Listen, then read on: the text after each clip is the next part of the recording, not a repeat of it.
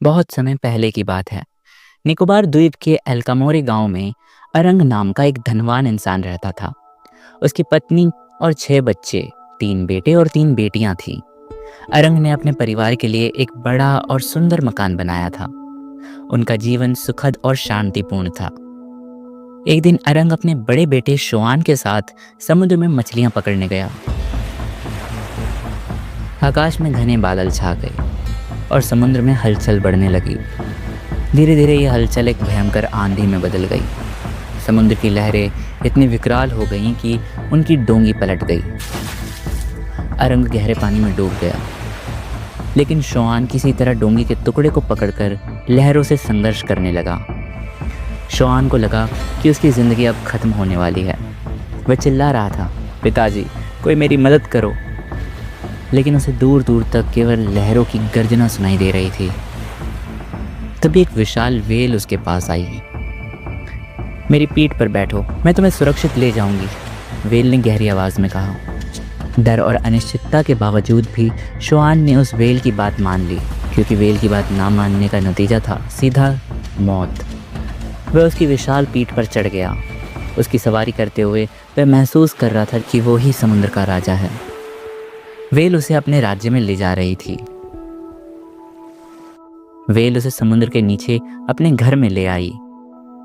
यह घर एक गुफा में था, जिसकी दीवारें लाल मूंगे से बनी थी और जिसमें समुद्र की नीली रोशनी झिलमिला रही थी।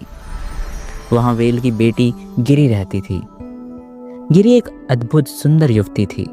उसकी आंखें समुद्र की गहराई जैसी नीली थीं और उसके लंबे काले बाल लहराते हुए हवा में झूल रहे थे।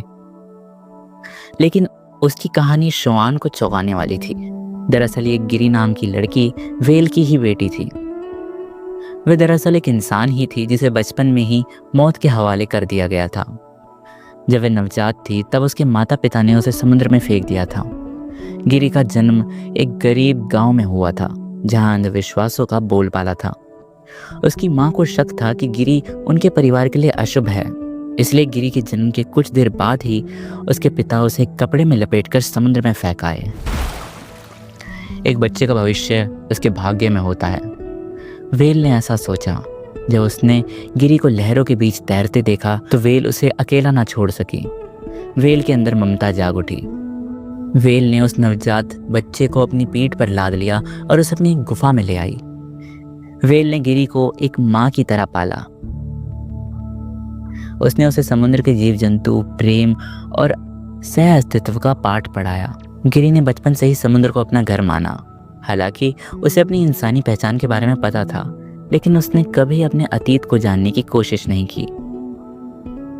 गिरी ने शोआन से पूछा, तुम्हें क्या क्या काम आते हैं? शोआन ने झिझकते हुए कहा, मैं नारियल इकट्ठा कर सकता हूँ, नाव भी बना सकता हूँ और मछलियाँ मारकर तुम्हारे लिए ला सकता हूँ।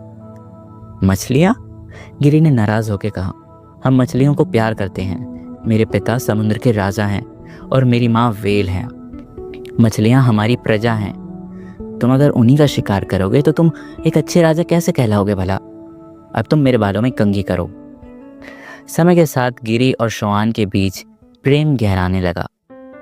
दोनों ने शादी कर ली, लेकिन गिरी ने कभी शोआन को अपने अतीत के बारे में नहीं बताया था।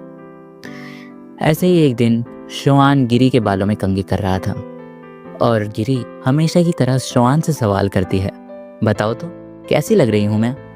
शोआन इस सवाल से बहुत ऊब चुका था, इसलिए शोआन ने गिरी से गुस्से वाली लय में कहा, तुम हर बार मुझसे ही क्यों पूछती हो? शीशे में अपना चेहरा क्यों नहीं देख लेती? गिरी ये सुनकर चौंक उठी। शीशा? भला ये क्या चीज़ होती है? बचपन से ही समुद्र में रहने के कारण गिरी ने आज तक कभी आईने या शीशे का नाम नहीं सुना था, इसलिए वो बड़ी अचरज में थी, भला ये चीज़ क्या है? तब शोआन ने उसे बताया, दरअसल ये एक ऐसी चीज़ होती है जिसमें इंसान अपना खुद का प्रतिबिंब देख सकता है। अच्छा? गिरी ने बड़ी उत्सुकता से पूछा, पानी की तरह, जैसे कि पानी में हम अपना प्रतिबिंब देखते हैं? शोआन ने उसे समझाया, हाँ, पानी की तरह, लेकिन पानी की लहरें स्थिर नहीं रहती, इसलिए प्रतिबिंब हिलता रहता है और धुंधला भी दिखाई पड़ता है। जबकि शीशे या आईने में हम खुद को बिल्कुल एक समान देख सकते हैं।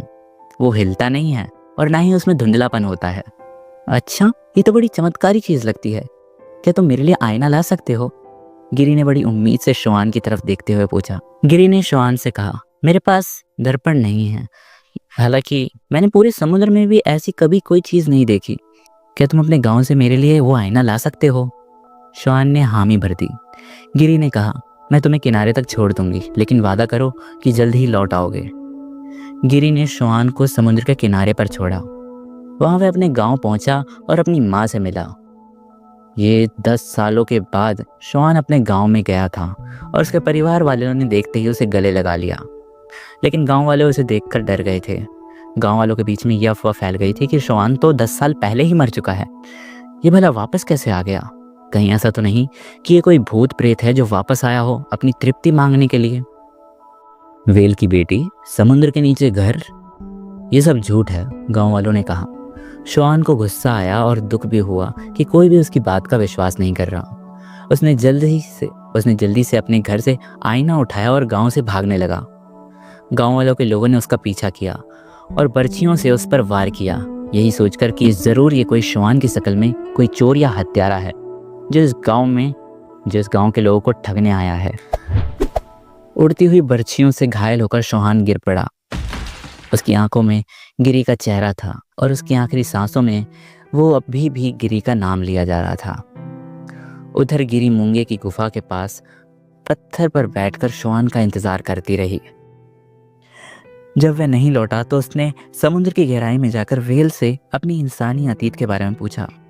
वेल ने कहा, तुम्हारा जीवन इंसानों से जुड़ा था, शायद वह तुम्हें वापस उस दुनिया में ले जाता, लेकिन अब तुम मेरे साथ हो। इंसान और समुद्र कभी पूरी तरह एक नहीं हो सकते। इंसानों ने हमेशा ही समुद्र की संपत्ति का हास किया है, हमेशा हमारा फ़ायदा उठाया है, हमें मार कर खाया है। इसलिए मैं भी नहीं चाहती थी कि तुम उस शोआन के साथ विवाह करो, लेकिन उसके प्रेम के आगे मैं पिघल गई। लेकिन अब तुम एक इंसान से मोहब्बत का नतीजा भुगत रही हो गिरी। गिरी ने अपने जीवन का शेष समय अपने खोए हुए प्रेमी को पुकारने में बिता दिया। गिरी हर शाम को सूरज ढलने के बाद तट पर जाया करती और अपने पति शोआन की राह देखा करती। कई बार पानी में छुपते हुए वो अपने पति शोआन को पुकारा करती, लेकिन उसे कभी भी शोआन वापस आता नहीं मिला, और आता भी कैसे? गांव वालों ने तो उसे अपने हथियारों से कब का मार दिया था। कहते हैं कि चांदनी रातों में मछुआरों को आज भी समुद्र से एक स्त्री की दर्द भरी पुकारें सुनाई देती हैं, लौट आओ शोआन, लौट आओ। समुद्र और इंसान की इस अनकही दास्तान ने एक अमर करुणा को जन्म दिया, जो लहरों के साथ हर समय जीवित रहेगी। तो कैसी लगी आपको ये कहानी? आशा करता हूँ कि आपको पसंद आई होगी। अगर आई है तो इस वीडियो को लाइक करो और चैनल को सब्सक्राइब करो, ताकि ऐसे ही और मज़ेदार कहानियाँ मैं आपके लिए लाता रहूँ। मैं मिलता हूँ आपसे किसी और रोचक कहानी में। तब तक के लिए अलविदा।